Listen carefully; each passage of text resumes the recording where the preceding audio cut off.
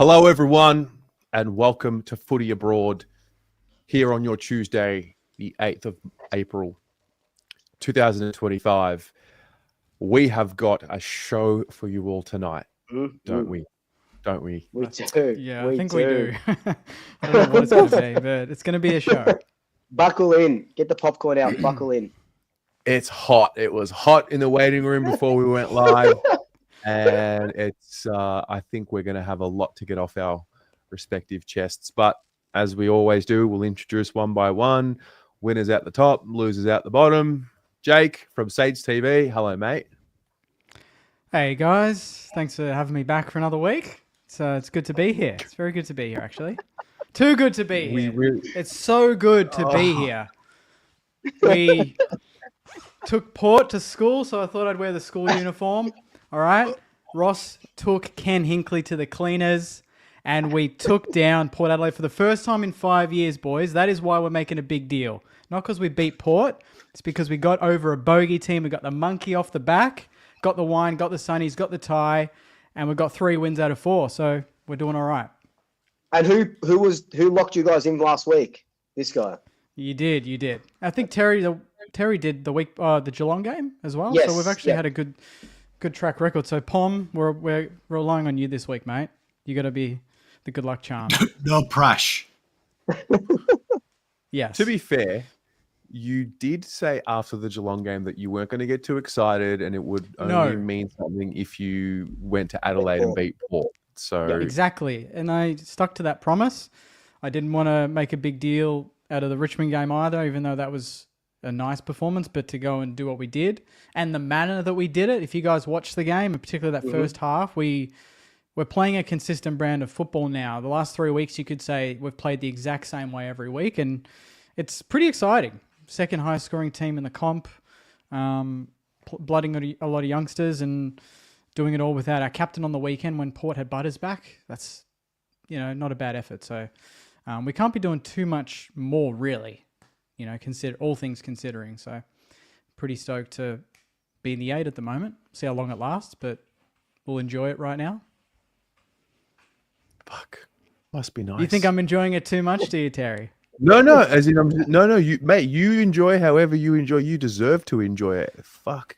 I'm just saying it must be nice to, win.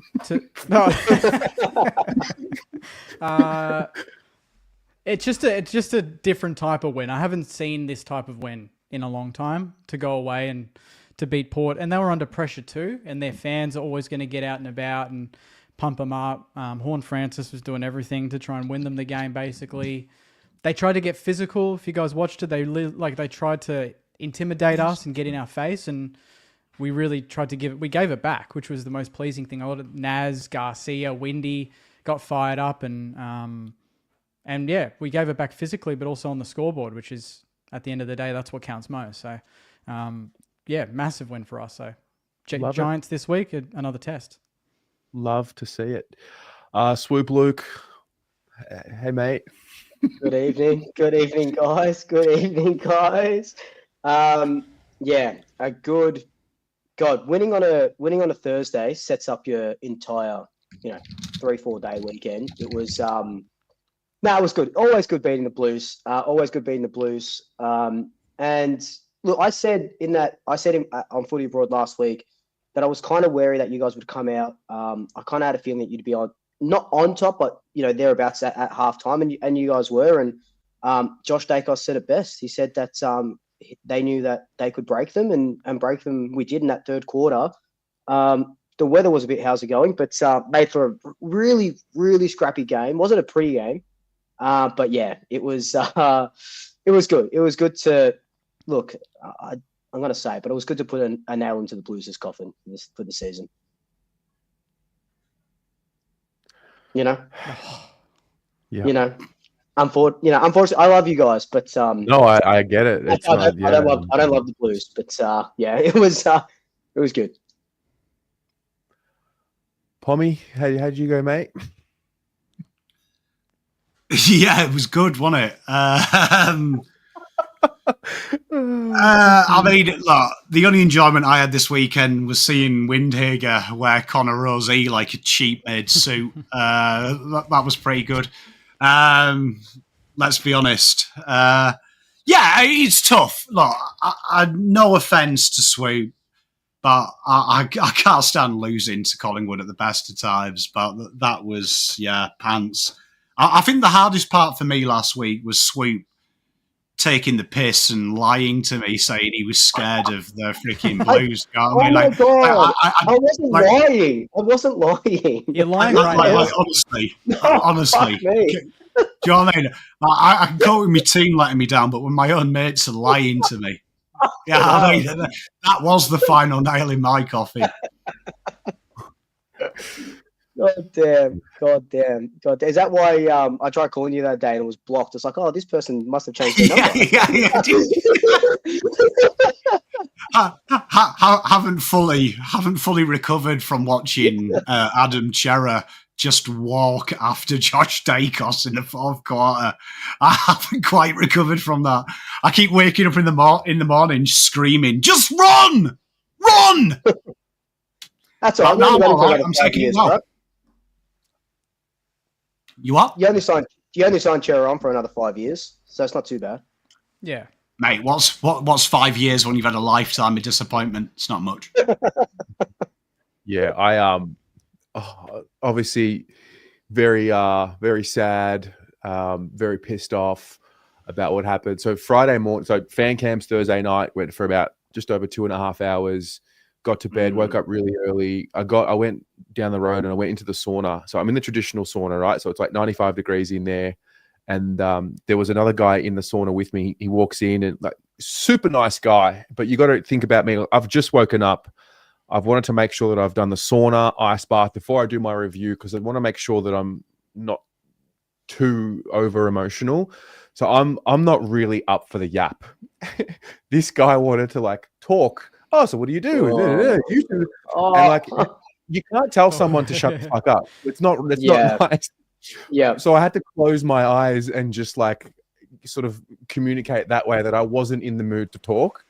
But I also understand that like he doesn't care. It's football. Like, and also it's so much to me in that moment, but it's really not anything to anyone. So that was a really interesting Friday morning for me. And yeah, look, mate, the Carltons suck, man. They suck. Yeah. Like we suck. There's no other way to put it. Yeah. So yeah. Yeah. Welcome to the show. Yeah. What did you boys make, Pom and Terry? What did you make of Voss's presser? Because I watched it, but I'm just curious from a Carlton perspective, what emotions came up while hearing his sort of reasoning. Why now? Why talk like that now? Yep. Yeah. Don't know. Do you think it's just about preserving his job now? Is that why he's sort of saying, "Nah, it's me. It's the team"? Because there's no way you guys get rid of him, right? Like I know it's a Carlton thing to do, but you have to. He's a good coach with a good team. They're just not clicking. Is how I see it outside looking in, anyway. I guess the silence says it all. Anyway, first topic, guys. Can I kick it off this week? Jake, you absolutely can, mate. I love that it's 10 minutes in and we're already jumping into topics. All right. That really explains everything. So my topic this week is linked to a man that we all know, Kane Corns, but it's not going to go in that avenue. And it kind of got me thinking about calls that we've made over the years, because we know Kane's very much the type of guy that makes outlandish calls and doesn't say he's wrong. But what are calls that we have made that we can look back on and go, shit, I was really wrong about this player or this team. How long have you got? This is an amazing. So I thought this was a good topic to kick it off. I'll start, and this is pretty, maybe not controversial. Maybe it is actually.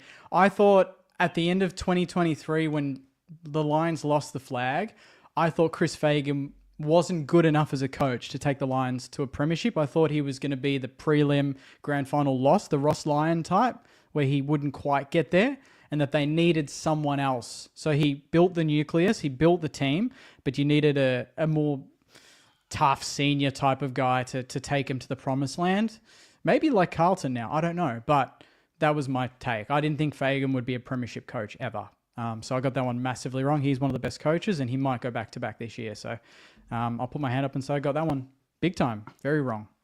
So what do you reckon, Swoop? What was your big take? Child's play. Polly looks like he's ready to go.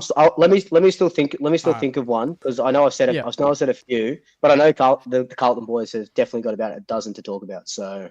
Oh, okay. Do you know what I mean? Like, pop shot, everything. Clubs are totally off.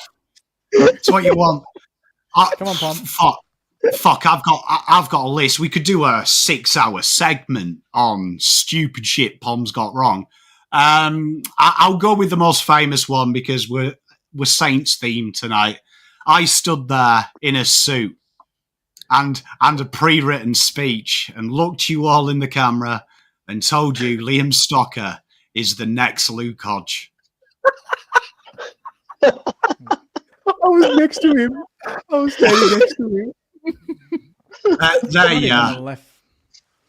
In what? No way! He's not. I think Carlton fans overrate their players. If you're saying that's not even a big call, no, I'm saying Stocker, like he's not even a left footer. Like I just don't. I meant as a half-back flanker that could maybe go into the midfield. That was going to be an enforcer and tough and lead Carlton to what was going to be a dynasty. When I said 2022 will definitely be the force in football. I mean, there you are. I mean, there's loads.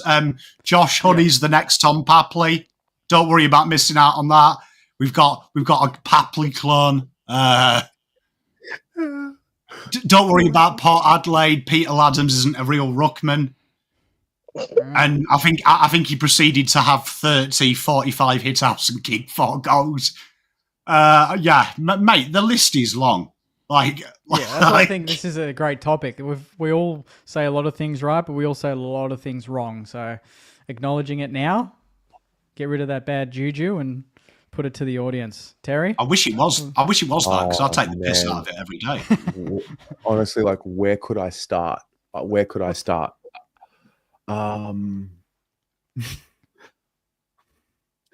Well, I mean, you could go as early as my preseason video this year. Yeah, Carlton, I can see him winning 16, 17 games. So we'll just knock that one off straight away. But I think the one that comes to mind that is the most famous is the week before Collingwood kicked us out of finals and we lost to Melbourne in heartbreaking fashion. And I think I was on the fan cams and I'm like, man, it's written in the stars, it's just meant to be. I remember that.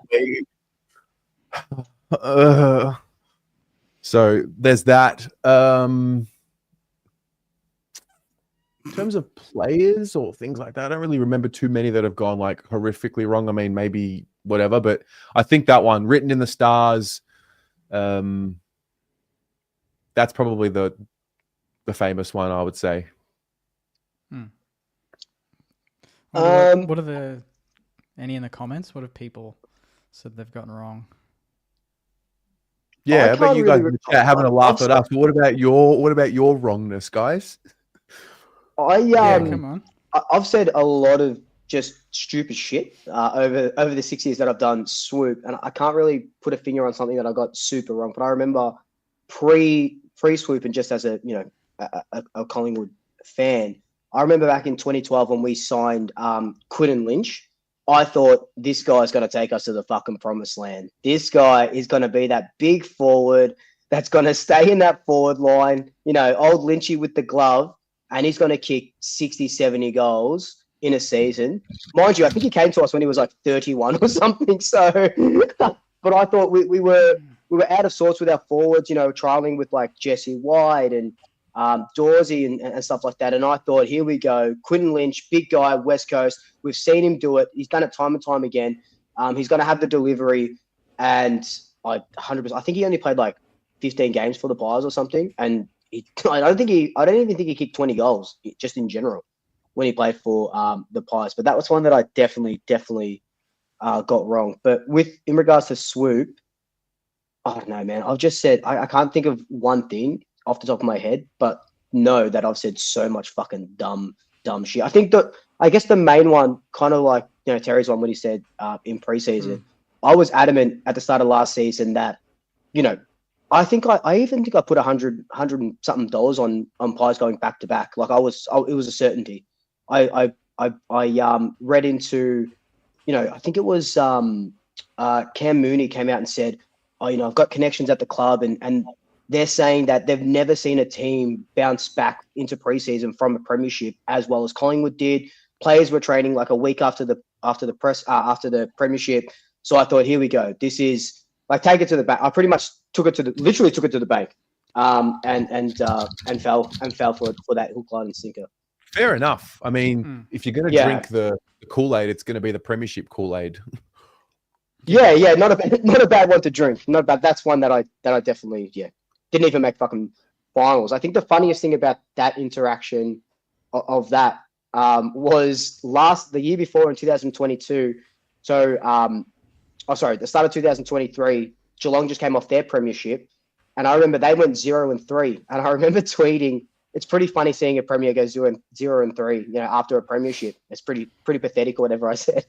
And then the Pies in 2024 went 0-3 to start their season, and then people just kept bringing up that tweet. And I was like, fuck, that's something that I definitely got wrong. It's not pathetic. It happens to the best of us.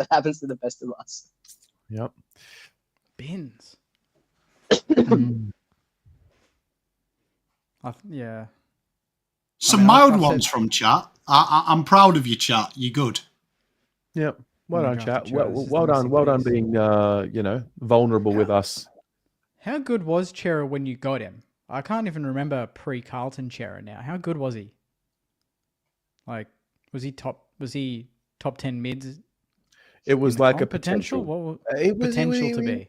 It was I mean, he was behind Sarong and Brayshaw at Fremantle. I remember doing a tweet saying that, can Carlton fans stop telling me he's class and define it as an actual stat? And here we are. I mean, for everything I've got wrong, I've got some right as well. But the Stocker one does ring true. I still think Stocker is a bit of Luke Hodge, to be fair. I don't know. His tackle on the weekend was huge. Ooh, mate, that's the shit. For that Nas goal. Yes. That's when I thought, we're not losing this game. He laid that, and then Naz went end to end and kicked a goal. I was like, nah, we're winning this game. Everything's working. They're on. So good times. Every team needs a Stocker. Someone like that just flies the flag. Like a Maynard. The next Hodge, mate. Telling you. You heard it here first. It was just 10 years too late. I reckon I can find the video. Oh yes. Oh come on! Like now he just wants to rewatch it. Okay, maybe another. He's looking. Maybe another. You can play it. I don't care. I got it wrong. Come at me. What year was it? I think more so just to see younger me and Pom this is when you can go to Icon Park and just walk in and film. Anyway, before I had greys. Yeah, fuck, man. Before I was cynical. So that would have been how long ago would that have been? That would have been 2019 or 20-ish. Far out. Yeah. Bloody hell. Really like Stocker as well. Naive. Yeah. Really. Yeah, it would have been what, 2018 draft. Yeah, so it would have been our first draft preview. Wow, that was before this Saints TV even existed. Holy, that's same here. Bloody hell. Liam Stocker, tough, hard at it. Yeah, he's clean leadership qualities.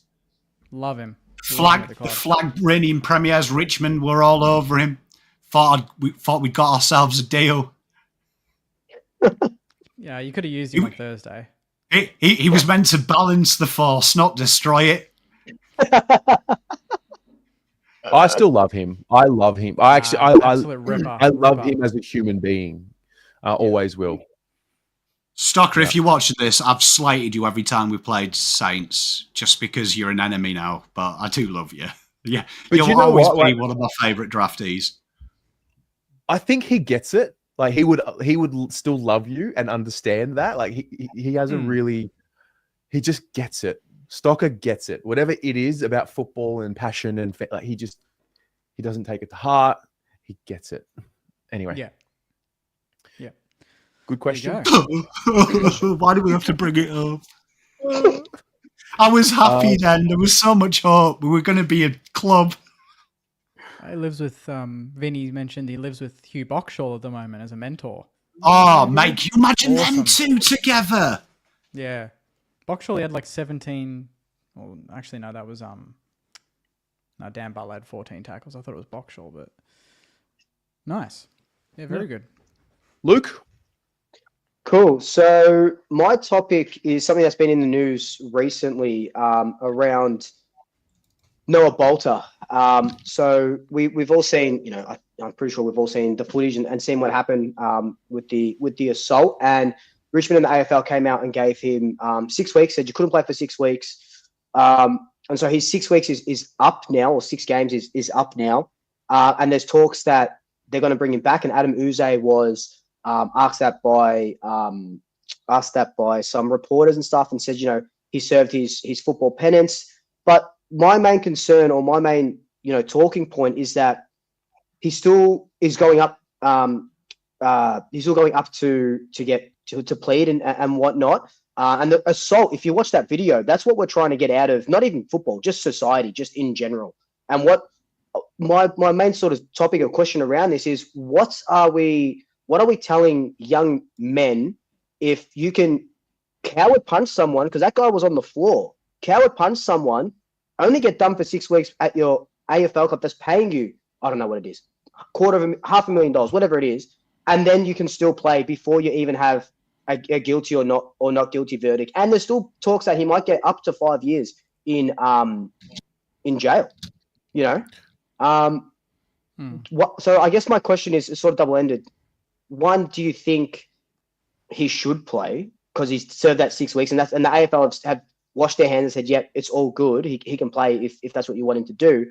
Or do we have to be harder on these? I know it doesn't happen all the time, but I think we just have to throw the book at him, just like the judicial system will. Correct me if I'm wrong. He's got a couple of weeks window between when he gets his verdict. So he's technically eligible for selection because the 6 weeks suspension happened. Correct. And then say 2 weeks window where he technically could play, but if he's found guilty, then he'll get some more punishment. So your question is, should he play in that window? Is that what you're saying? Yeah, in that window before the verdict is done. Yeah.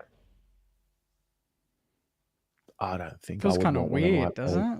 Yeah, I don't know if if it was your own club, I don't know if I'd want that player playing. Yeah.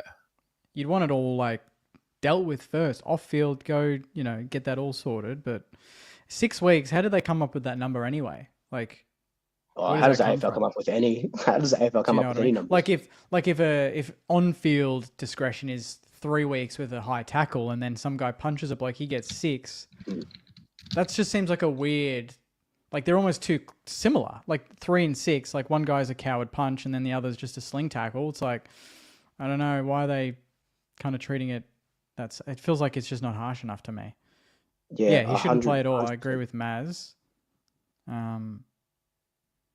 Like, does the club liaise with the police to come up with 6 weeks? How does that? I just want to know what the fault. Like, where does that even come from? It would have something to. I mean, the AFL would make that up in some way. But how does the AFL have that much control based on something that didn't even happen on a footy field? Should they even have? Well, I think your actions off the footy field or away from footy are you're still held to a standard because you represent the AFL, even though you might not be in uniform. If you're a player and you do something away from footy, on the weekend, like you bring the game into disrepute. You're representing the AFL. Yeah. Yeah. I mean, why even put a number on it then? Just say you're not playing until this is done. I think that's the biggest. It's indefinite. Thing. You were out indefinitely. Yeah. It shouldn't be 6 weeks because everyone's counting down the weeks, and then he's back. But then you don't know. There's pressure on the club because maybe his case isn't closed. It just doesn't add up to me. To clarify, he's pleading guilty. It's just sentencing. Yeah, so that's a good one that I've been seeing in the comments a lot. So okay. So he has pled guilty to it. It's just the sentencing, and the sentencing could be, it's still on the table of up to 5 years in prison. And I think Liam said it as well. So it was a push initially, but then when the guy was on the floor, he came out and do we have to say allegedly assaulted him, or just say it anyway? He allegedly assaulted him while he was on the floor. Yeah. Was he much bigger than the other guy? I haven't seen that. Of course he is. He's 200 centimeters and yeah. 110 I mean, games. he's not, Unless he was the Incredible True. Hulk. Yeah. Fair call. Yeah, I don't know this. I mean, look, the video footage paints a picture, but it doesn't paint the full picture. The whole picture, 100%. Of course. No, of course. That's why you wait for the sentencing. But, like obviously that action in isolation, the guy's hunched over, bolted, like that is painting a very grim picture. I've actually been in a situation before where I got into a fight. The guy started it. He called my girlfriend at the time, called her a slut in front of me, and like I got it sort of kicked off, and then it popped off, and then it got to a situation where he was about to hit me again, and I had to like hit him. It was just it wasn't meant to go where it went, and it happened. Yeah. And I remember initially got painted as a king hit, and luckily social media fixed that situation, and it was all good in the end. Really? Like it can happen in the blink of an eye, and alcohol is involved, and it's scary what can happen out there when you're out. So it's tough. The bit I will say, there was a famous case of this in the UK. England's captain now, Ben Stokes. So if you remember, Ben Stokes got into a Bristol fight, very similar to this one, where he threw 15 punches in a minute. And Ben Stokes put his hands up straight away, pled guilty. Then at sentencing, it turned out that 10 minutes before this, 2 gay men were being mocked by this man, and Ben Stokes had asked him to leave and leave the gay guys alone. And then it turned out that what triggered it was Ben Stokes heard a phone call where this gentleman had told his mates, there's 2 gay men here, let's beat them up. So Ben Stokes took the matter into his own hands and went too far, copped the thing. But very similar to this, if you look at the footage, Ben Stokes punched him to the ground, got on top of him, threw 15 punches in a minute, like knocked the guy out, broke his jaw. And then at the court case, Ben Stokes' lawyer brought these 2 gentlemen who said that Ben actually protected them and they don't validate the violence, but they're thankful. And Ben Stokes was accused of homophobia 6 years before, and he'd gone through the ECB program, and he said that this is why he had these values now. It was his job to make a stand. And so even though I think he shouldn't play until he's been sentenced, and because I look at Tyson Stengel. Tyson Stengel got caught drink driving, and 2 weeks later was found with Crouch with some ecstasy.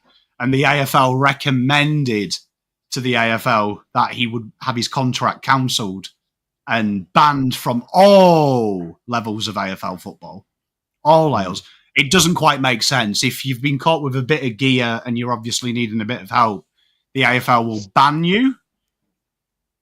But this guy's assaulted someone, and by the looks of the footage, it doesn't look like the guy's done anything, because the guy looks like he's just there chowing down on his snack.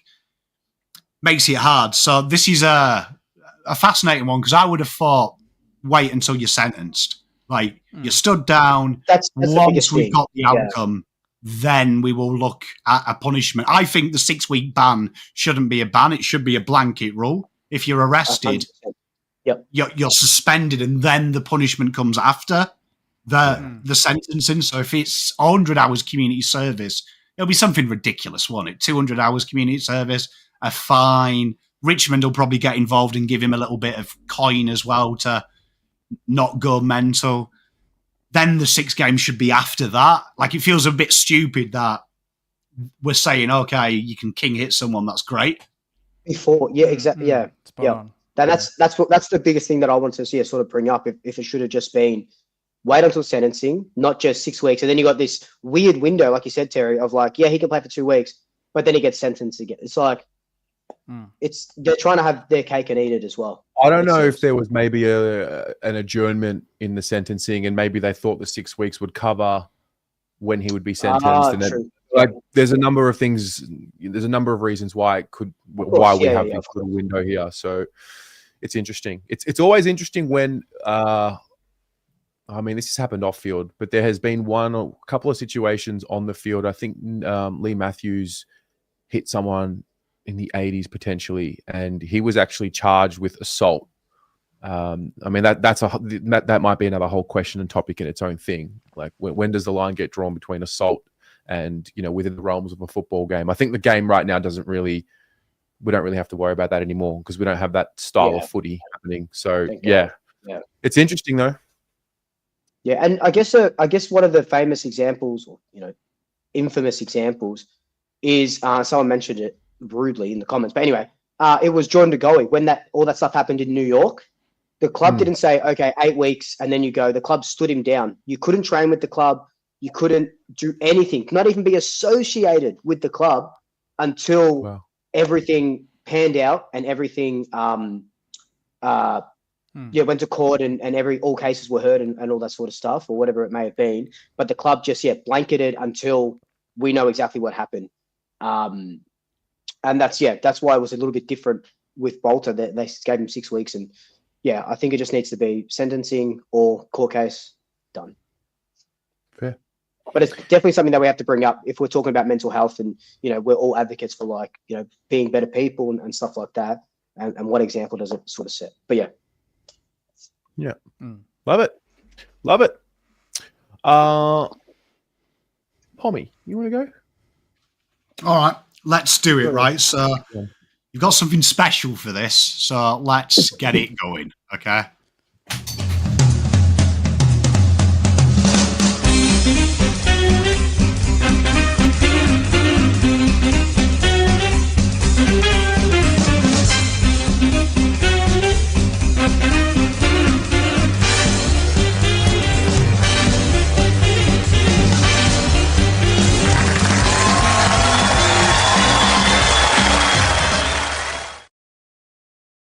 Welcome, everyone, to Pommy's Room 101, the only show on telly where we get to put away your grievances, your misdemeanors, the things your pet hates, and banish them to the famous George Orwell's Room 101, where nothing exists on the plane of existence. While my special guests, Terry, Sweet Luke, Mr. Jake, and the beautiful studio audience think of their ultimate thing to cast away to the football world. So I want one thing from the football world and one thing from life. Could be something big, something small, something that annoys you. Let's have a look at some examples. So if you're an Adelaide fan, you may want to cast away Tom Hawkins, who had a good laugh at Adelaide's expense this week. A statement as you can get from a club official in relation to the AFL and League HQ. They're clearly not happy with it, but the AFL's a bit at fault with that, with the umpiring in the dying minute and a half of that. Absolutely, the Crows were robbed. Right in front of me. Right in front of me. That bloke is definitely a little bit upset. But you might be a Carlton fan who might be sick of Michael Voss like myself. And in this clip here, he answered Tom Morris's question, can you explain Carlton's second half fade out? Have you ever had a dream that you want.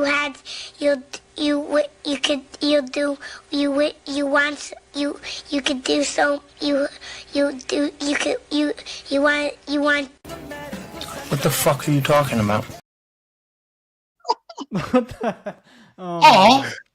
Or you might be a Doggies fan who is sick of the Doggies not buying proper key defenders and making people do a job that's not for them. Here's Rory Lobb explaining to Marcus Bontempelli he's maybe a bit too scared to ask Beveridge to say he wants to go back forward. She said no. I don't know if I could take that kind of a rejection. So there we have it. Lots happening in the AFL this week. So I'll start with Swoop. Swoop, your job here is simple. You have got to explain to me why I pressed the button to banish something from football away from all of eternity. The black hole, it will never exist. And then also something in life you'd like to remove for all of eternity. And if I agree, we'll banish it. If I don't, you're stuck with it. Okay, all right. First one that comes to my head for football is I want to get rid of the insufficient intent rule because it doesn't fucking work. It does not work, and it's always just a pain in the ass whenever they call it. Bring back deliberate or make it something else, but get rid of insufficient intent. Lock it up. You know what? I'll let you have that because I agree with you. The stupidest rule in the AFL, make it easy. And what's annoying you in life, Swoop? Something that you just remove from existence. Okay, this is my pet peeve. I hate this so much. I want to remove people on Earth, right?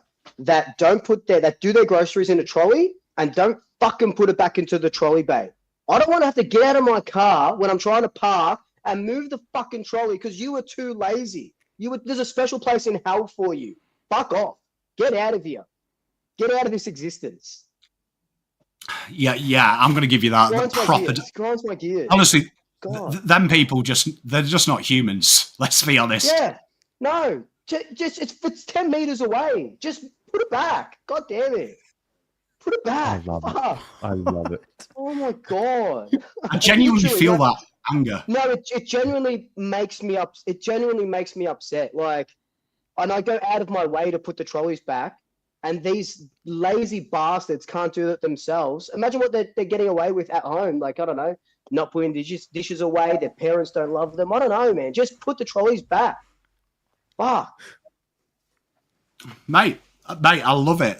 No, I'm with you there. Let's remove that from existence. You know, Terry, you've sat there quietly. One football thing you'd like to remove from all of eternity. Sweep's got a full set there. Both of them banished. Get rid of them. 2 from 2, baby. You know when you scan into a stadium like the MCG and you want to go say hello, like you get there an hour early, we'll say, and you want to go say hello to someone who's in a bay, but they won't let you go in between the intersection of like AFL members and, club members, and like they literally just don't let you pass through. Once you scan in, just let people move. Let them move. Mate, I'm with you there. Yeah, Australians have an inability to queue, so when you give them the option to queue, it goes chaos. So no, mate, I'm removing. Yeah, let's remove it. 101. Like, I want to go say hello to the cheer squad, for example. Like, give some hugs and like say hello, like catch up with people. It's like you got to go outside the stadium to catch up. Anyway? So there's that. Love it, mate. That is ridiculous. To be fair, something in life, Terry, something trivial in life that you'd like to banish. We have the power right now to remove it from all of eternity.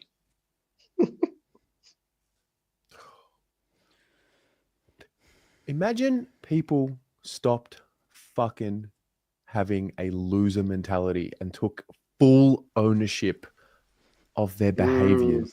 Imagine. Yes. Imagine what we could do as a society. Oh, preach. No, you know what, Terry? It's deep, but let's do it. Let's remove excuses from the world. Yeah. Let's do it. Just be honest, man. Honest, man. Like, just own it. I love it. I love it. No, I'm with you, Mr. Jake. Yeah, you must have. There's not much wrong in your world, 3 and 1. No, I'm actually, it's Stockers the next Hodge. Everything's just working out for me at the moment, which is a very rare moment for me. So I'm trying to soak it in as much as I can. In AFL, I mean, it depends how specific we get. Firstly, I was thinking of like a bad bounce because we've had many bad bounces as a St Kilda supporter. 2010, I just feel like if the ball could just bounce straight more times than not, that would be good for football. The game will keep moving in a forward momentum. I feel like that would be nice. But the big one, and I feel like it's very much influencing what we do. It's driven us to do what we're doing, but I think it's influencing the AFL media world in a negative way, is the alarmist journalism. I'd like to remove a little bit of that. Can I put a percentage on it? Maybe like 60%. Remove 60 to 65% of it. I don't think all of it needs to go, but I think if we remove Kane Corns from every TV show, that's probably 65% gone. So I feel like if we could remove Kane, maybe put him into early retirement on an island somewhere, with Ken Hinkley, that would work pretty nicely for me. Is that possible? With I Ken. don't know if is that too much to ask. I do like you know when you were talking about let's remove bounces. I was like, there is a sport that has that. We call it soccer. Like just change the shape of the ball. But because you switched, I'm going to forgive you. Yeah, let's banish Kane Corns. Sensational journalism capped at 65%. Yeah. So you've only got 35 left. You can only be sensationalist 35% of the time. I like that. I think we could all live with that, couldn't we? The odd little outlandish call, you're like, yeah, I could live with that. So I appreciate that, Pom. Thank you very much. And in life, I mean, that's a tricky one. There's not much that, please, for the love of God, get rid of Caro. Poor Caro. She's actually been in good form this week, to be honest. So. Oh, did you see what you did to old mate? Bloody Hutchie. Called him out on live TV. Yeah. That was good. Yeah. That was fun. So you need some alarmism in there. Yep. I don't know. I think I genuinely couldn't think. The only thing that weirdly came to mind was when I walked downstairs and I see my neighbors leaving, and I leave the door open for them, and then they don't say thank you, they don't acknowledge it, and they just leave. And I just feel like human decency. Yeah. So similar to what Terry was saying, obviously in the bin, like just look someone in the eye and say, hey, or thank you very much, or have a nice day, or whatever. How much that could make someone's day. We don't know how bad someone's day is going, so don't make it worse. Just try and make it better. Assume that everyone's having a shit day, and try and make it better. 5% thank you. You know, give them $100 if they need, whatever you want. You know, depends on what you're carrying, but I think that the door thing pisses me off. That's the one that gets me. That's the one that gets me, Pom. And I know you value those simple things in mental health, so we ought to take care of each other. Mate, honestly, dickheads who honestly don't say thank you when you leave the door open. They honestly, I have to fight slamming it back on them. Like part of me wants to pull them back out of the door. Yeah, I've done it. Where there's two people coming down the stairs, so I can't actually go up the stairs because it's quite narrow, and I have to stand there with the door open like a bloody, what do you call them? The doorman, and they all leave. They don't say shit, and then I shut it, and I'm like, are you joking? I took 25 seconds out of my day. That's the worst. If you do it at Christmas time, like you open the door, and it's a busy Christmas Eve shop, you might be stuck there for 7 years. 100%. 100%. So that's something. Real. I've got actually. Can I have another one? Can I have another one? And remove the Eagles song as well. That would be good. Good one. Get rid of it. Yeah. Look, get this off your chest. Uncle Pom is here to listen. Go on. Okay, so this is very specific to people who go to the gym, but if you're doing if you're on the cable machine or whatever you're doing, let's just say you're doing a lat pull down, right? And you can you can do 80 kilos and you can do 6 reps. Amazing. Just if you can do the rep going down, don't fucking let it go. Place it slowly. I don't want to shit myself every time someone is dropping a weight. When they're doing like squats or whatever, I understand. But if you're doing it on the cable and you can hold it down, just slowly leave it up. Yes. Don't just let it go. And you're damaging equipment that I have to come out of my membership because I've got a costly fee of every 3 months to pay for it. I don't want to have to do that. I agree with you. Softly, just soft let it go. Just soft let it go. Don't be a dickhead. Don't be a douche. That triggered me. People leaving the building and slamming the door downstairs. God damn it. Slamming the door. Our next door neighbours here work nights, and it's like 3 a.m. He'll go to work and he slams his front door and then slams his car door. And then for some reason he revs the car. And honestly, every time I want to go out and throw the cat at him. Every fucking time. Every time. Yeah, no, I'm with you. Yeah, I've got an obscure one, if I may indulge. Mine is in the peak hours, I would like to ban 7 a.m. till 3 p.m. on weekends and 3 p.m. till 6 p.m. weekdays. When you are in Coles car park or Woolies, anywhere in Australia, any idiot that attempts to reverse into a car parking space It is completely selfish. No fucker can do it. We get it. But why should I have to wait to get that one space 3 cars down from you that some idiot goes the wrong way and steals, all because I've had to watch you piss about? It should be banned. It should be illegal. You should be banned from reverse parallel parking if you can't fucking do it. Yes, agreed. Yeah. Agreed. Oh God, I can do Well, fucking 5 hours. Let's keep going. There's my segment. Welcome to Pom's Room 101. Wow. I love it. That was I love it. That sensational. was unreal. Yeah. Oh God. Look at that. Look, I got all my own memes. There was a lot of work that went into that chat. A lot of work went into that. That was good. I think it was Liam that said the production value has gone right up on Tuesday nights now. So we've amped it. The budget's gone up. That's for sure. Yep. We paid for some of those movie spots as well, so that's not copyright at all. So we're good. Liam Glover's a good Collingwood man as well, so I appreciate that, mate. I appreciate the compliment. Look, I mean, look, I even got dressed up for you as well, chat. Hey, That was incredible. That whole. do you know how hard it is to get undressed in a 28-second intro? I can only imagine. I'll say I've tried it. Hey, tell you what, that took me back to my days of, That's being like- single and finding out that the girl I'm with has a husband and he's due home in 10 seconds. Good practice. Oh, those You know days. that Those days. pre-show energy that's carried through. This is really It delivered has. so far. Yeah, it has. Yeah. All right. Wow. Okay. I've got a list of questions. I can't ask them all. I might ask 2 or 3. Some of them will be pretty quick. First one is being a footy fan an expression of deep love, or is it just learned loyalty? So the context is, did we choose our club, or was it chosen for us? And if it was chosen for us, do we love it, or are we just conditioned to?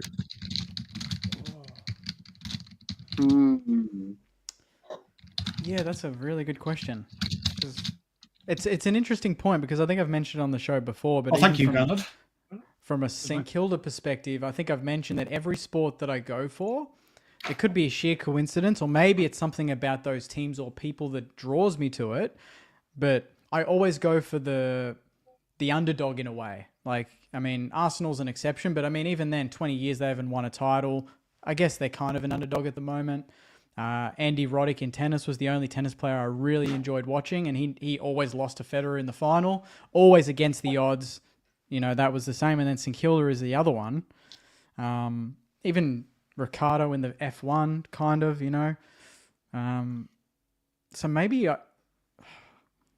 think they chose me in a way. I think the way I was brought up, going to Geelong as well, gave me that mentality of like, I feel like I'm kind of against the odds in a lot of things that I do, and I have to work a little bit harder to get there. And maybe that's carried through to the football associations. So maybe they chose me. When you fell in love with St Kilda, you weren't given St Kilda. I was Collingwood up until like 0203, right? And St Kilda was shit, and that's when Collingwood was making grand finals. But yet, something drew me to St Kilda at that time. I didn't jump on when they were making prelims in 05 and grannies. I did it when we were building, but we were still shit. But I would watch Collingwood belt them by 80 points, and I would want to go for St Kilda, you know? So something about an underdog, something about doing it when everyone thinks that you can't do it, I feel like that resonates to me as a person, because I feel like a lot of people don't expect much from me, or maybe a surprise that Saints TV's going so well, and they, you know what I mean? Like, they're like, oh, you're very passionate. I can't believe you're still doing it. It's like, no, I'm actually good at this. So it's kind of like, I like that story of surprising people against the odds. And I feel like that's why I get fired up when people talk shit about St Kilda, is because I feel like we are backs against the wall all the time. And I think we are starting to defy the odds, which makes it more satisfying to me. So I would say they picked me. I think that underdog status picked me, and I think that has taught me a lot of things in life. And I would never want to go for a big team that wins every year. Honestly, I wouldn't, because I feel like that would change me as a person. I wouldn't value the work as much. I would just value the outcome, if that makes sense. Just the winnings, but not the work to get there, which the club has definitely taught me, and patience. So that would be my answer, if that makes sense. Mm-hmm. Luke? Love that.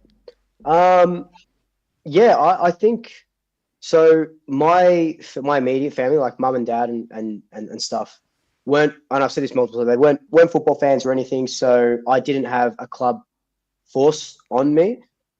Even though in the comments, my uncle Mario is a huge St Kilda supporter, so I don't know why he didn't try and get me on board with the Saints. Yeah, so mine was kind of faded with just who I hung around with in primary school, and then in high school, and then it's for me it was like just friends, and it became a community where you'd go with your friends to the football. But you'd love hanging out with your friends, and then you start to love the club because they're taking you to the club, and then it obviously became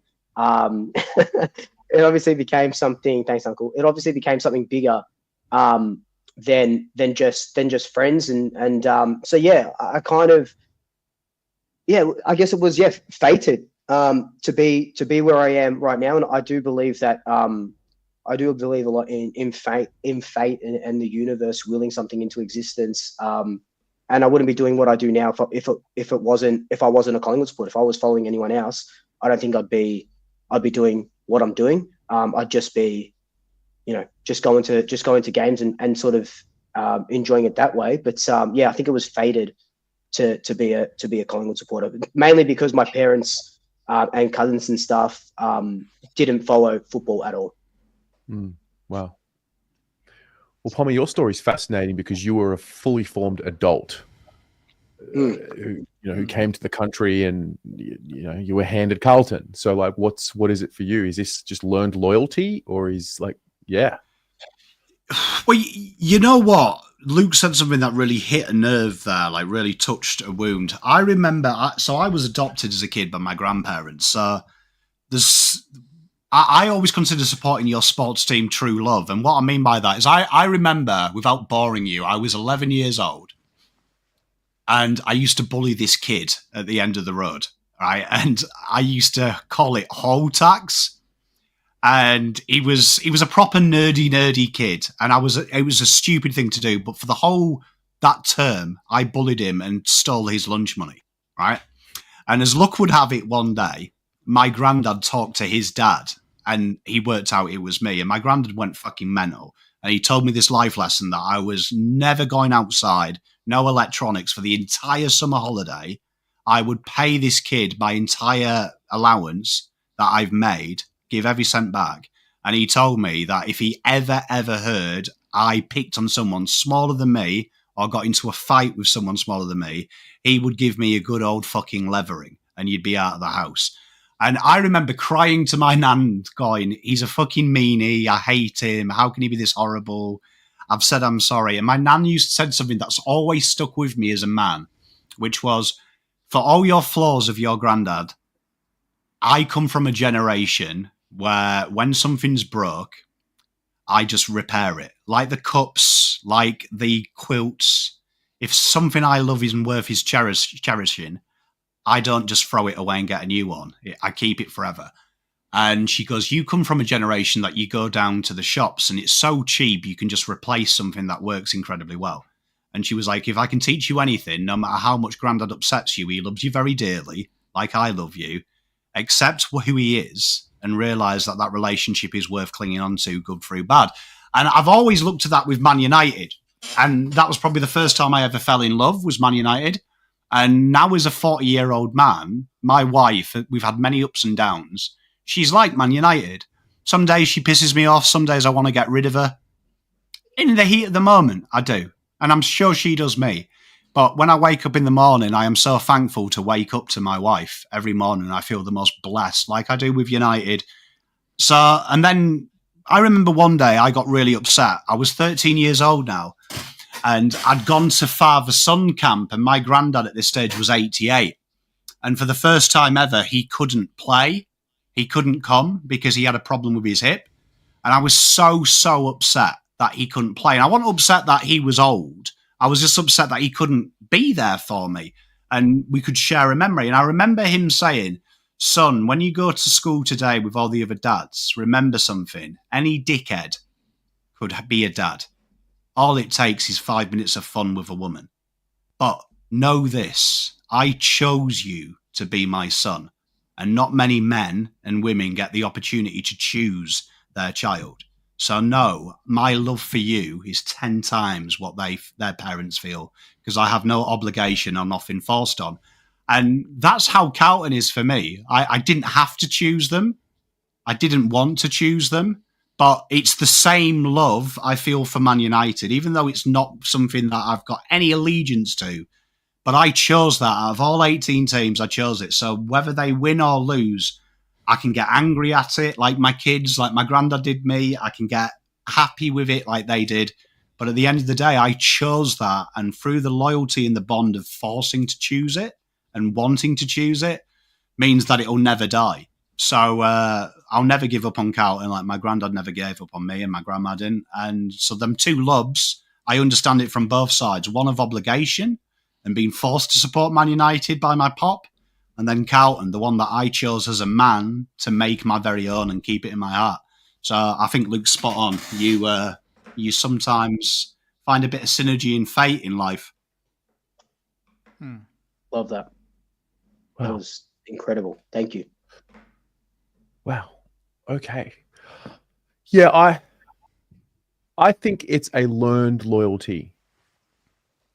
My mum broke the mold.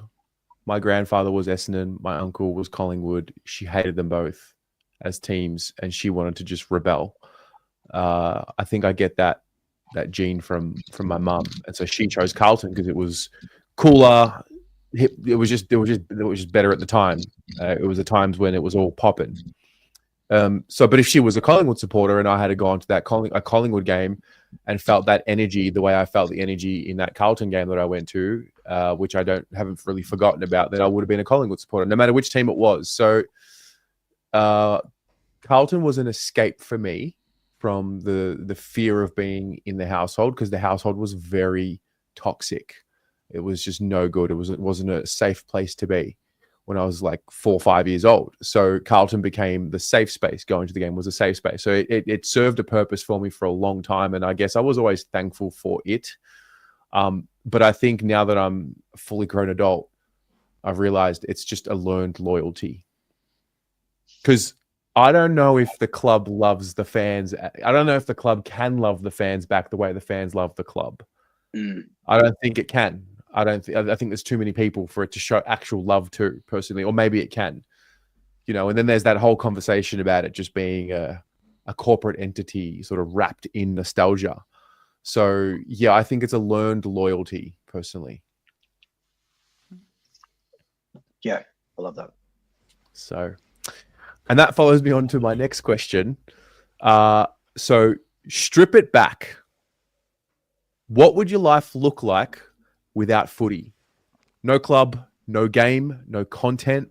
What would be missing? What would be freed up? And who would you be? Oh, I think sport gives you so much. Like I said a bit earlier, it's so much community, and you make, you can. Well, I started Swoop as therapy. Like, it was football is my time to sort of get away from everything. And I guess if I didn't have football and any of this and none, and yeah, just like no content, no nothing, not going to games every weekend, definitely I'll be able to live a little bit longer, because Collingwood just do me in with my heart every single week. So that probably adds a few years to my life, which would be nice. I think I'd be one, missing purpose if I don't have that, something to look forward to, something to commit to, something that for 3.5 hours, 4 hours on a Saturday night, I could just forget about everything. Once you step into the MCG, wherever it is, you just forget about absolutely everything. Nothing else matters. You had a shit day at work yesterday. You've got family dinner the next day with Uncle Mario, who's going to break your balls. You don't even have to worry about that. You just get into the MCG and you forget about it forget about all of it for 4 hours. I think that's so beautiful. And if I didn't have that, I'd just be, I think honestly, I'd be just really, really boring. And I'd have a lot more time for reading. But I don't know. I'd just be lacking purpose. I think it would be my biggest thing, because football and swoop gives me a lot of purpose in life, and it's led me to a lot of great people and great things.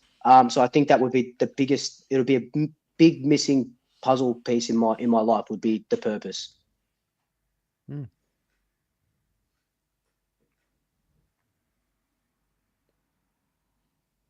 Who wants to go next? I don't know what the hell I mean, before Saints TV, I was doing Arsenal stuff, so I don't know if I'd move to the UK. Really? Yeah, I did my Gunner Down Under. So I had like... Oh, that's actually a cool name. Yeah. Oh, yeah, I would watch Arsenal games at 2, 3 a.m. and then do the reviews, not live, obviously, but I would film them, upload them to YouTube. And the more I did them, a few of them got... The most views on that channel is still exceeding anything I've done on Saints TV. 17K, 17,000 when we beat Newcastle 7-3, and Theo Walcott got a hat-trick. I remember that. So I'd probably be...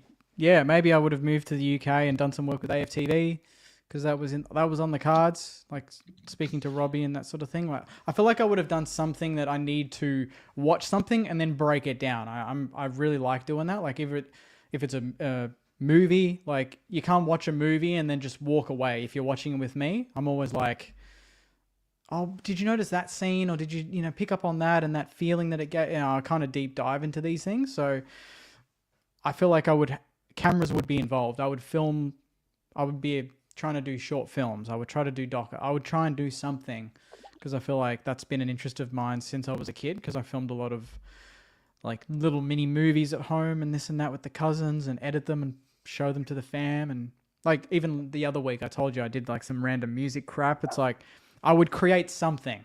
I can't not create. It has to be something. It's got to be film. It's got to be audio. It's got to be... I did writing like at uni, and I did poetry and put that online and all that shit. So don't find that. But I've always been more creative than analytical. Like I'm not a numbers guy. I'm not a mathematician. I sucked at all that at school. So yeah, if there was no football, I would probably be doing something similar as passionately for something else, to be honest. Like I think I would not be able to sit still, and like what Swoop said, I'd be afraid that I'd be super boring if I didn't do something. Because I've even thought about that when I'm at home and there's no footy on, or it's off season. I'm like, no football. Is this what I would be like if there was no football? Like when it's trade period and stuff. Like, is this what I would be if Saints TV didn't exist? And then on the flip side, I always think, am I doing Saints TV so hard and so passionately because I'm so afraid that if I didn't do it, I'd be fucking doing nothing. It's almost like out of fear the same way. Complacency, which I think everyone's probably got at some point. Like when you do things so strongly, it's not just because you absolutely love it, but it's also the fear of if you didn't do it, what would you be? But I think there's that fire in you that pushes you to do it. So yeah, I'd be like Swoop. I'd be terrified of not achieving anything if I didn't do it, but it would definitely be in a creative path for me. There would be something. I'd probably just do Gunner Down Under and go super hard on that. Which is what I stopped before the channel. Yeah. Such a good name. Wow. Such a good name. Thanks. You like pommyinoz. It's like a pommyinoz-ish type. Yeah. Except this came before, so let's just go pommyinoz is kind of like a Gunner Down Under. Pommy, what would you be? Oh, dear. Okay, cool. That's like the 11th pot shot of the night. Yeah, do you know what I mean? It's good job I've grown thick skin, isn't it? Well, I mean, without football, it's hard to say this, but I think I would have probably been back home now, I think. Wow. 100%. Because I remember before my father-in-law got me into it and stuff like that, I would have probably been pushing Zoe to move home ASAP, because I always felt like Australia was probably... I've had the privilege of living in some wonderful countries, do you know what I mean? All around Europe, all around Asia. India, beautiful places, and something always drew me back home, that sense of belonging. And that's why I never stayed too long and was always glad to see, proper Greg's pasty, proper cup of tea. No one says hello quite like an English person where they actually mean it. And I've never experienced that anywhere. And Australia was quite hard. I find Australia probably the most unwelcoming place I've ever lived until football came into my life. Incredibly unwelcoming. I feel like everything society and cultural wise is set up to make you not feel welcome as an Englishman. But then football came in, and I started to work with Terry, and that was pretty cool. Do you know what I mean? That was pretty cool. And then some things happened with Zoe where I took some time away from Blue Abroad, and I'll never forget. It was November 2019. I never forget one of the worst moments of my life. So I'd lived here so long that my driving license was actually illegal.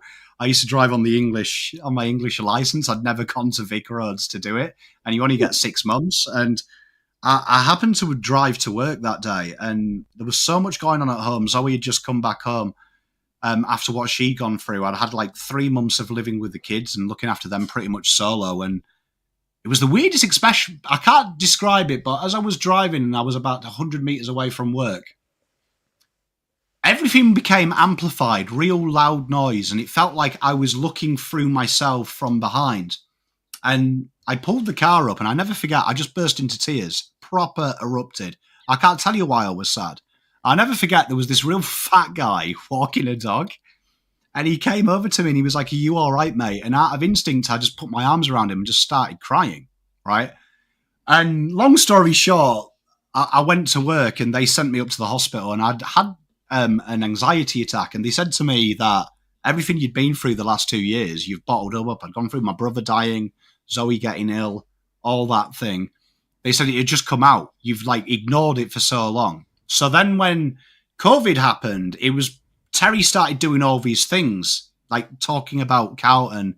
And I probably for the first time in my life felt not wanted anymore because Terry was doing all these things. And Terry was on the phone to me one day and he was like, "Just go on your own, do your own stuff."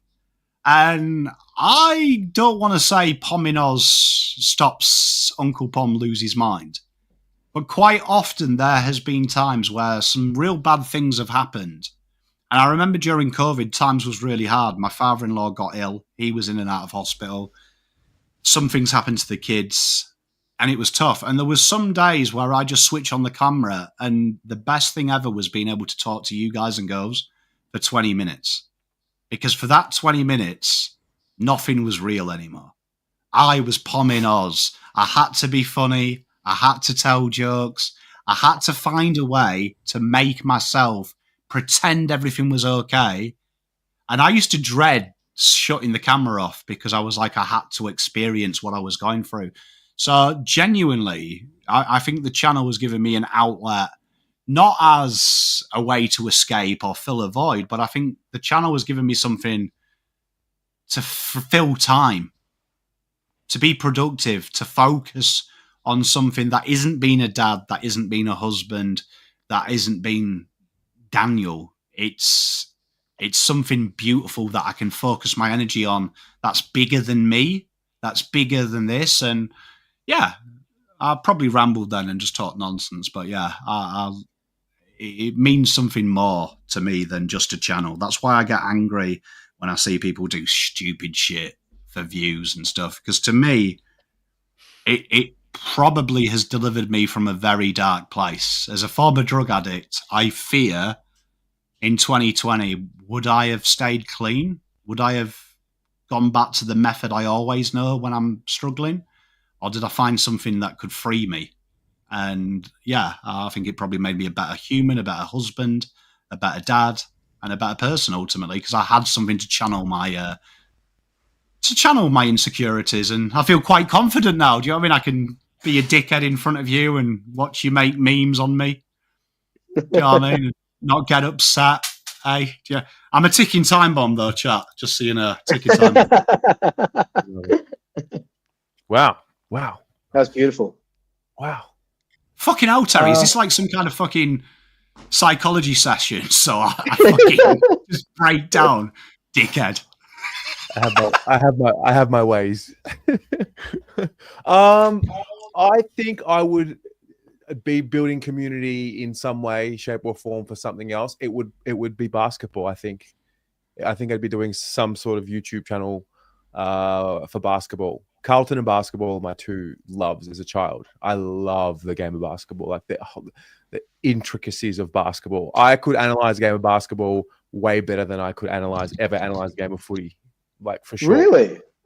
For sure. Like, Wow. and I mean like to the millimeter of the game. I was obsessed with it. So I think I'd be doing something like this for basketball.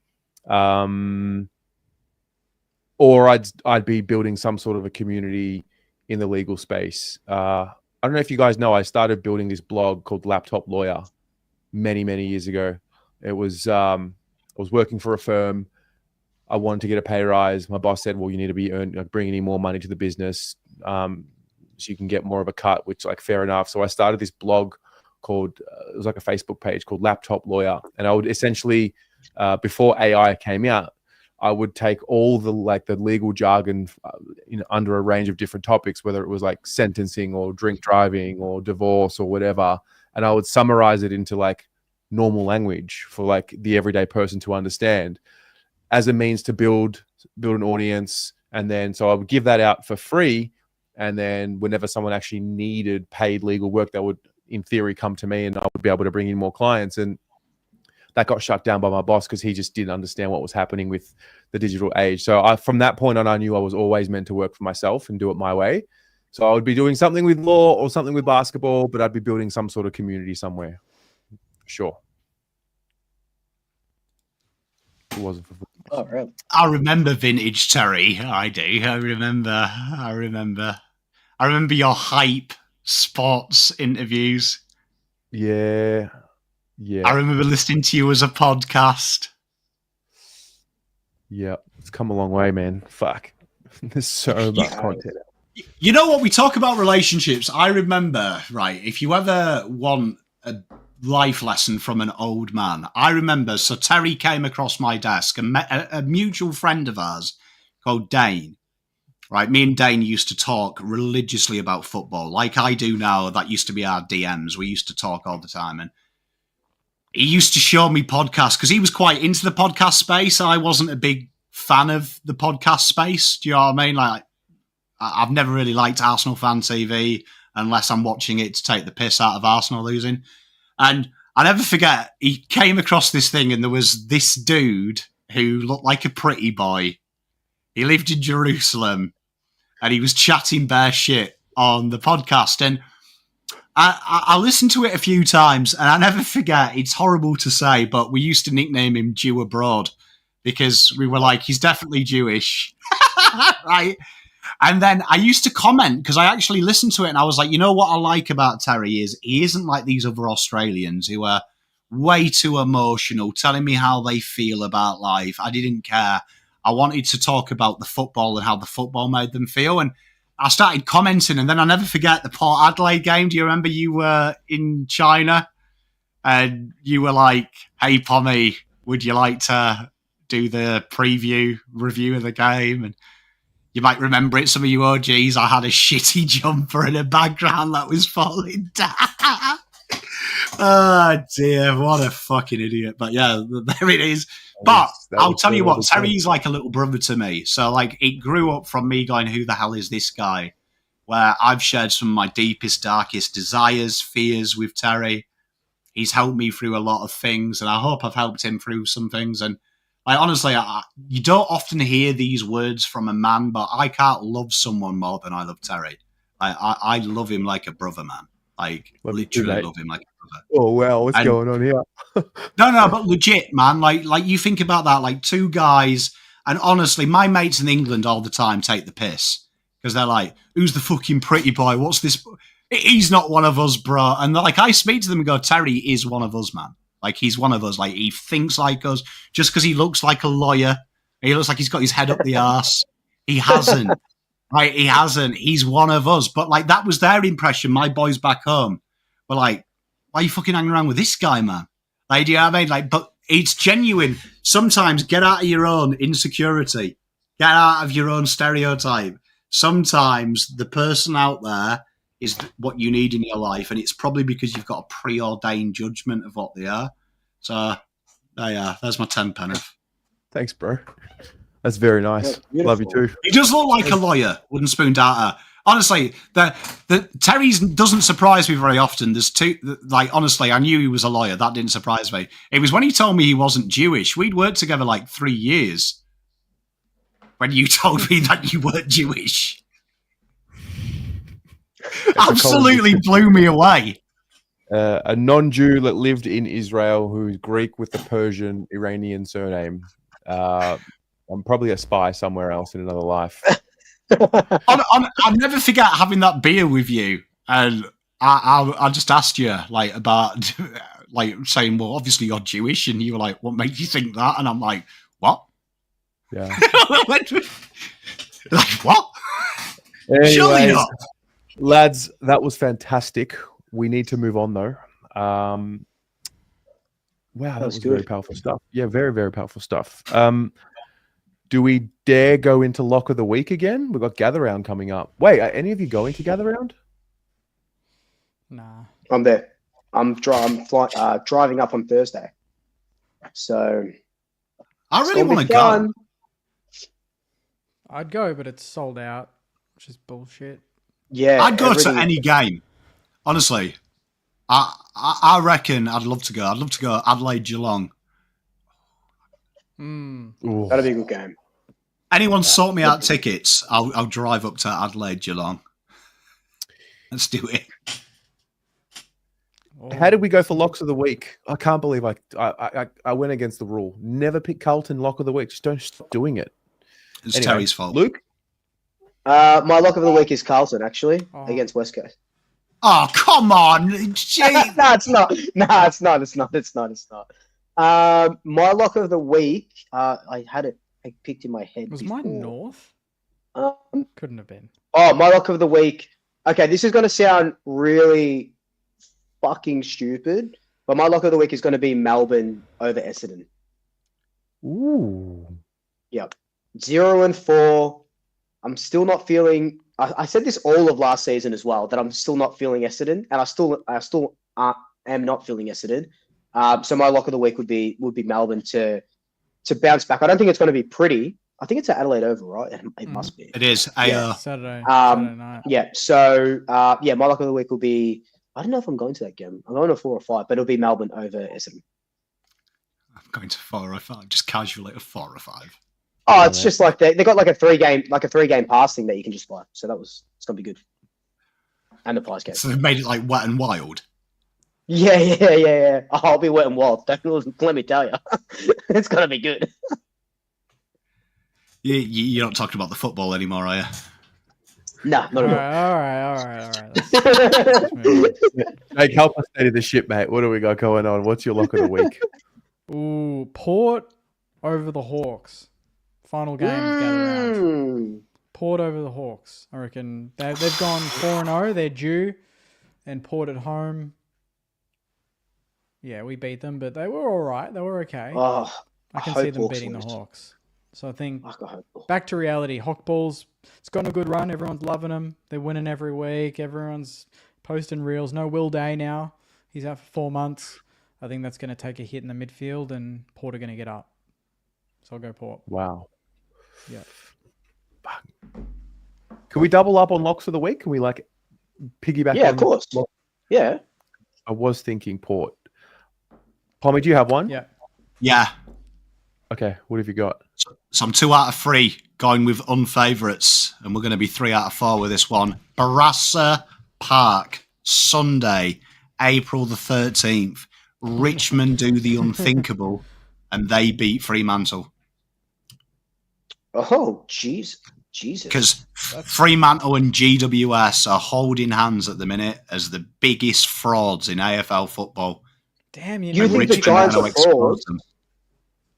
You think the Giants are frauds? Yeah, mate, you just think that. You've just been culturally been told to believe GWS are good, and that's okay. Do you know what I mean? Some people fall for it. They're not good. I'm telling you. Richmond I hope they're not. beating the Dockers.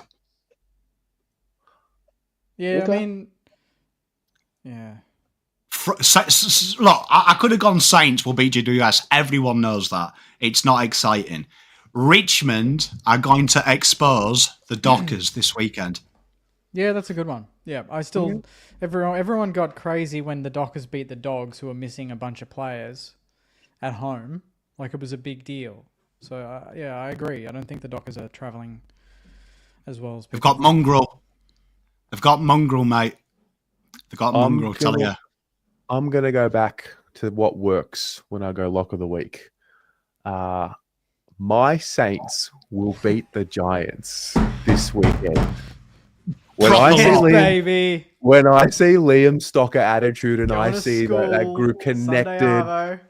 not letting anyone push their teammate around, they've been that defensive team Mates. for a while. Now they've just unlocked it. They're at Norwood Oval. They should be at Adelaide Oval. My Saints will beat the Giants on the weekend. Love that.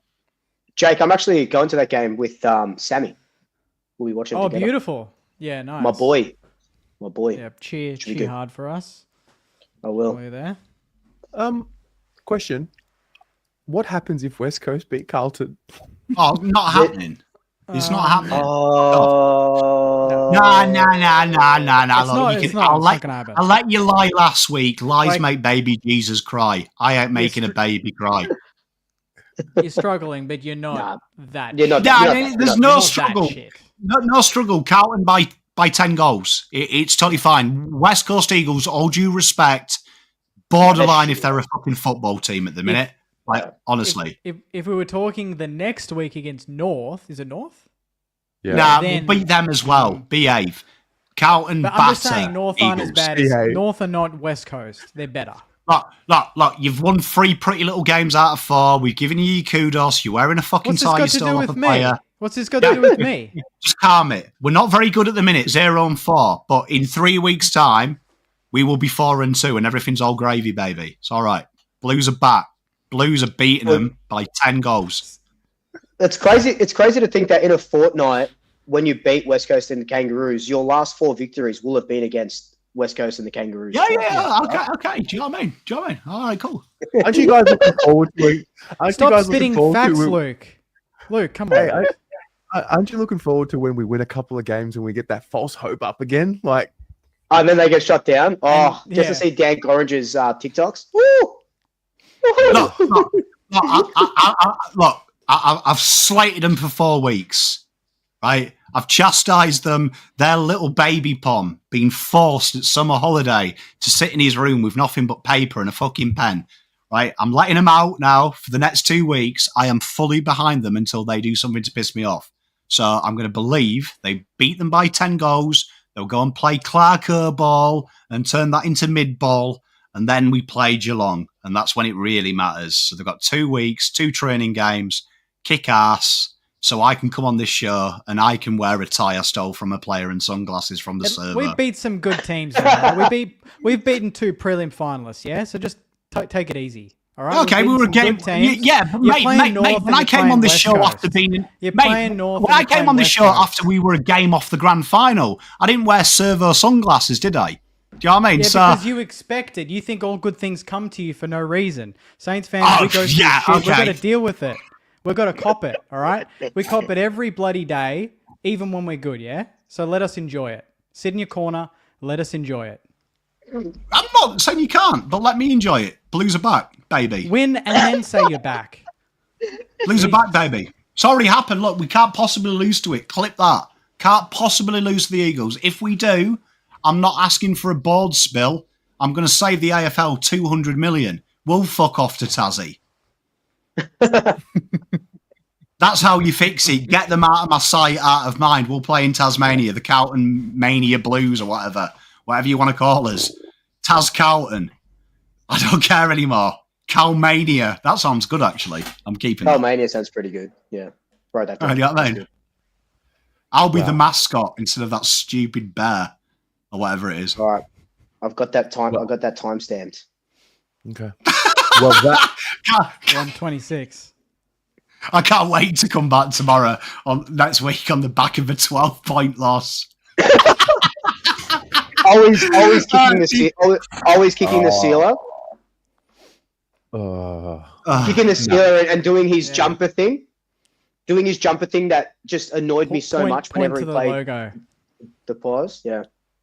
I wish someone else would point and like grab their jumper now at Carlton.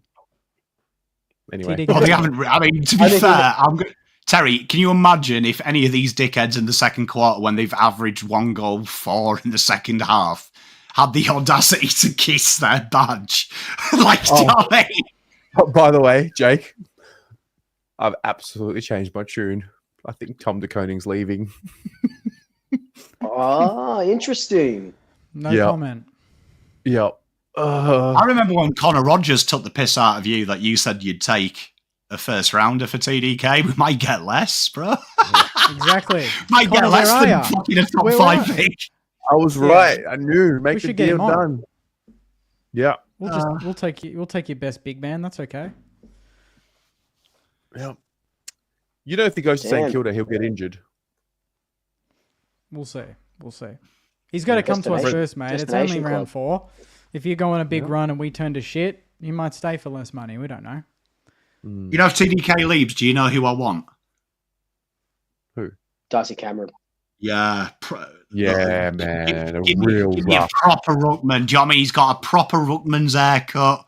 He wears bandages in the right way.